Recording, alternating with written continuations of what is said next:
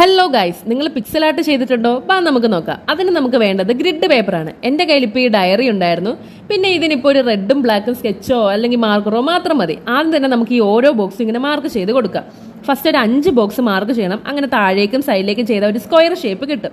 പിന്നെ ഈ വീഡിയോ കാണുന്ന പോലെ ബാക്കി ബോക്സസ് എല്ലാം ഇങ്ങനെ മാർക്ക് ചെയ്ത് കൊടുക്കണം.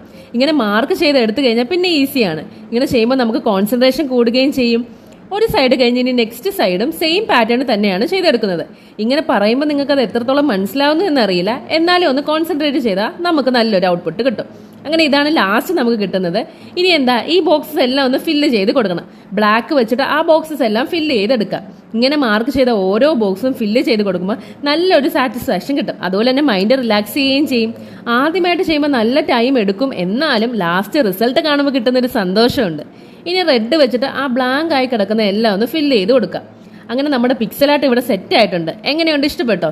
ഒന്നെങ്കിൽ ഇങ്ങനെ തന്നെ വെക്കാം, അല്ലെങ്കിൽ നമുക്കിത് കട്ട് ചെയ്തെടുക്കാം, എന്നിട്ട് ഫിത്തിയിൽ ഒട്ടിക്കാം. റെഡിന് പകരം പിങ്ക് കളർ എടുത്താലും നല്ലതാണ്. അപ്പോൾ ഇത് എങ്ങനെയുണ്ടെന്ന് എല്ലാവരും പറയണേ. പിന്നെ ഇഷ്ടപ്പെട്ടാൽ ലൈക്കും സബ്സ്ക്രൈബും ഒന്നും മറക്കണ്ട. നമ്മുടെ ചാനലിൽ ഇനി ഒരു ജേർണലും വീഡിയോ സ്റ്റാർട്ട് ചെയ്യണമെന്ന് വിചാരിക്കുകയാണ്. അപ്പോൾ ജേർണൽ ഇഷ്ടമുള്ളവരെല്ലാം ഒന്ന് അതുകൂടെ കമൻറ്റ് ചെയ്തേരെ.